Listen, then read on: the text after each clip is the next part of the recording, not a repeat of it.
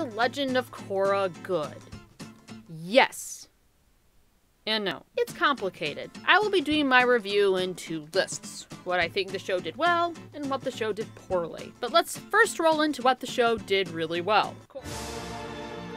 This will not be the only time you'll hear Korra in this video. I liked that they tried to do the opposite of what they did with Aang. Aang had the spiritual part of the Avatar down pat, but he had to learn to accept and grow into the responsibility of being the Avatar. Korra is the opposite. She fully embraced the fighting role of the Avatar, but she struggled spiritually. She struggled to be a decent human being. She was a hothead, impatient, and impulsive. I mean, if she didn't learn quickly, she could get herself and everyone she loves into a lot of trouble. I think that's an interesting and a great concept for an Avatar. Korra's got some really good moments, but her best moments are Korra alone and her time with Toph in the swamp. I really like how they wrote her in book 4. I liked that as an audience, we saw her learn to walk again, and how she learned to make sense of her suffering, and how she was able to overcome her PTSD. And so her journey through the beginning of book 4 was moving at times. That whole part of it was tastefully done, and I thought that was extremely well done.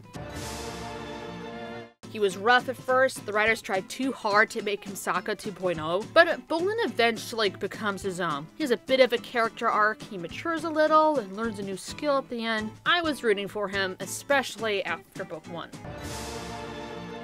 Tenzin was a bright spot in the series. He was enjoyable, especially in book 1. He might be my favorite character. I have some gripes with what the writers did with him, but he was still a really good character. J.K. Simmons did an amazing job bringing Tenzin to life. Tenzin's family was also fun. Little kids are often written horribly, but Iku and Milo were an absolute joy. Kudos to the writers for that one. Book 1, Denora was fun, but there's more on her later.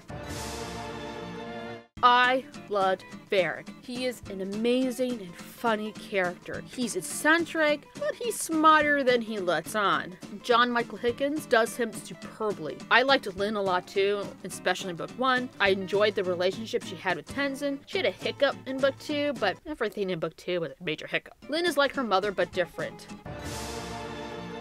I like seeing older Toph, Katara, Iroh, and Zuko, especially Toph and Katara. Katara is what we expect her to be. She is older, wiser, gentle, loving type of mentor. She is someone that Korra needed when Korra had to learn how to walk again. Then Katara kind of passed the mentor baton to Toph, and Toph became like a tough love mentor for Korra that she needed. I really liked Toph. She didn't change at all. She was really funny, and I enjoyed seeing her again. And as far as villains go, Amon, Kuvira, and ZAHEER were the best. Amon was by far the scariest and the most intimidating. Kuvira was the most interesting with a dose of scary. I like the parallel they made with her and Korra. And ZAHEER, well, I like the concept of him more than the execution of him, but he was a decent villain. The animation, for the most part, is amazing. Book 2 was, really rough. I really love and miss the hand-drawn 2D animation. We can only pray that they continue the style of the Avatar Studios. Watching the animation just itself, especially during some of the fighting sequences, it's just a pleasure to watch, and it's amazing. The music is amazing as well. The writing had some good moments and had some great moments like Korra's character development episodes. I liked how they progressed the technology in the Avatar world. I didn't think it was too fast, though I kind of wish they had explored bending powers versus technology a bit more. Bending may not seem quite as special if the technology has come really far and is continually growing. And she's back. The main problem with our heroine was the writer's inability to properly execute her character. Book 1, it's fine. She is supposed to be this avatar who has to learn how to be a good human being. At the end of book 1, the writers imply that Korra learned her lesson somehow. And no, I'm not buying that one who loses 3 bending abilities for 30 minutes instantly learns how to be patient, control her temper, and not be impulsive. In book 2, however, Korra regresses a lot. She is this unlikable, incoherent jerk. Every time Mako spoke to her, she exploded. She was the crazy one in that relationship. And anytime her father speaks, she's like...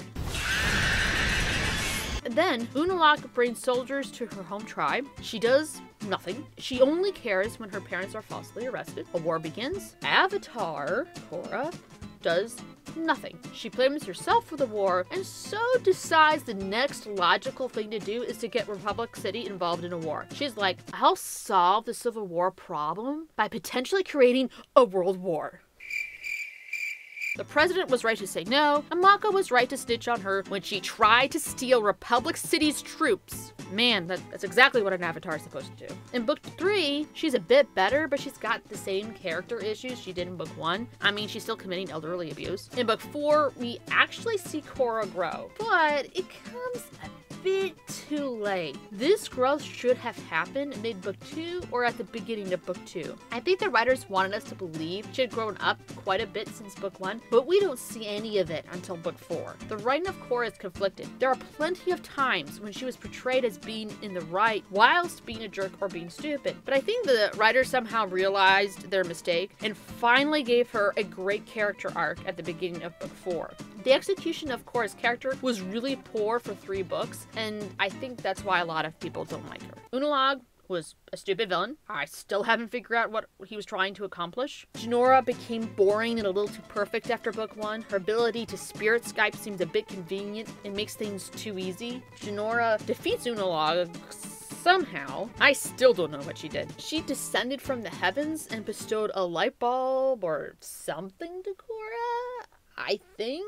I don't know. It was odd and so confusing. I still don't know how they won that battle. And then what they did to Aang, I was like, what? And it made no sense to Aang's character or to Katara's character, because if Aang doesn't seem to be the type of one to play favorites like that, it also doesn't make sense for Katara's character, because Katara, if she had seen Aang playing favorites with the kids and that he's kind of neglecting 2 out of 3, she would have slapped him and told him to get over himself. He would have listened. Really, if they wanted to give Aang a parenting flaw, what they should have done is that Kaya and Bumi would have had great memories of Aang, and Tenzin would have too, but maybe he's a bit bitter about the amount of pressure his dad put on him because they were the only 2 airbenders left. Yeah, that would have made a lot more sense, not this nonsense that the Legend of Korra presented about Aang. Why can't writers just leave their heroes alone sometimes? I don't get it. Mako was as interesting as a glass of water. He was as boring as could be. He was useful at times, but he has a personality of a gray wall. I don't hate him. I just could not care less if he fell off the face of the planet. This won't be a popular opinion, but Asami is the worst. Every time she appeared on screen, I had a near nap attack. She is as interesting and as useful as an unsharpened pencil. She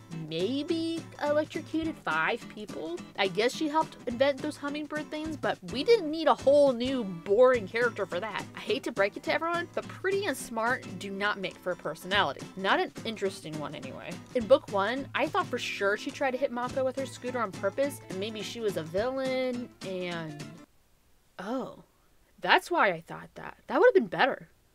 Oh, they love her. I mean, if you loved her so much, why did she practically disappear during the first 3 finales and had a very minor role in the last finale? I'm pretty sure I could erase her from the series and no one would notice. Her sole purpose in the show was to be a romantic fling, and that is the stupidest reason to have a character. She was a major mistake by the creators and the writing staff. She had chemistry with no one. Anytime Korra talks to her or Mako, or heaven forbid, both at the same time, it's like,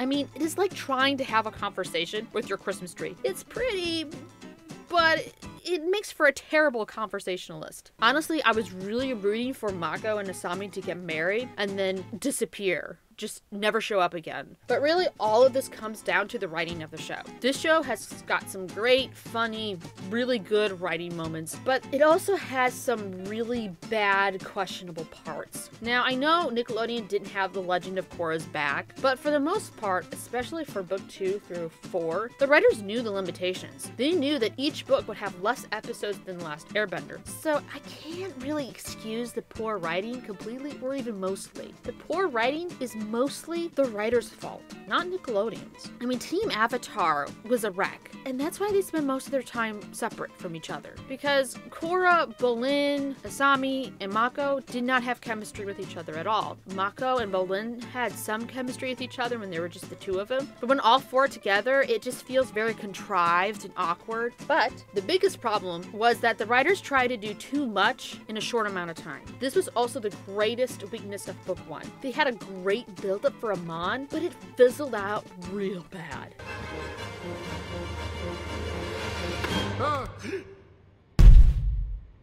Amon may have been a fraud to the equalist movement, but I thought that most of the people involved in that sincerely believed it and would probably still have had a movement of their own anyway. And book 2 is a dumpster fire that opened a can of worms. In some ways, having the spirit realm explored is interesting. However, the idea that anyone can go in and out of it asks a lot of questions that aren't remotely answered. Are all spirits really benevolent? Or are the spirits something to be worshipped? Do they only turn evil when Vaatu is on the loose? Since Iroh is in the spirit world, is it heaven? Is he the only human in all of these years who's able to will himself there? Why couldn't we see Sokka in the spirit realm? If Korra can make a giant spirit version of herself as a regular Joe, can't anyone get in that tree and do the same thing? Wouldn't that be incredibly dangerous that anyone could do that? If Rava is what connects Korra to the past Avatar lives, why isn't Korra reconnected to them when she reconnects with Rava?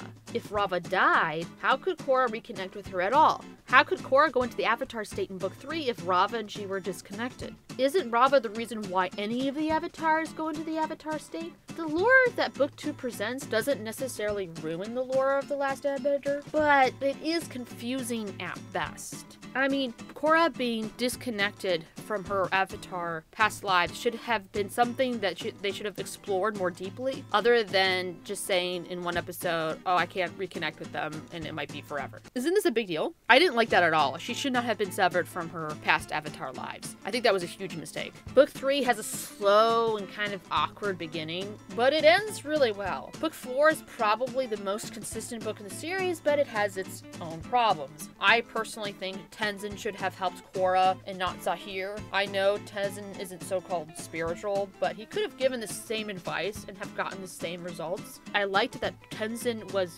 Korra's mentor. That's why he should have done that and not Zahir. But what does spiritual mean in this show anyway? I've always thought that someone who claimed to be spiritual was a good person who tried to live by a moral code that most find acceptable. But The Legend of Korra had two incredibly evil people who were spiritual and had spiritual powers. Are the spirits, the spiritual realm, and being spiritual, are those things synonymous with good? If that's the case, how does this explain Nulak and Zahir? They were incredibly evil. And so, for my final statement, I will say this. The Legend of Korra is not a garbage show. It is a decent show. It's hard for me to call it a really good show because of all of its flaws, and there's a lot of major flaws in it, but I would watch this show again. And I think most people who would sit down and watch it would enjoy themselves. The Legend of Korra could have been perfect, just like the Avatar The Last Airbender, but the writers failed us on that one. I think most people will enjoy the show, so if you like fantasy, good 2D animation, I'd say give it a watch. You'll probably like it. Thanks for joining me. See you next time. Bye. Will someone please tell writers that the love triangle is the worst and should never be done, and this show did it twice.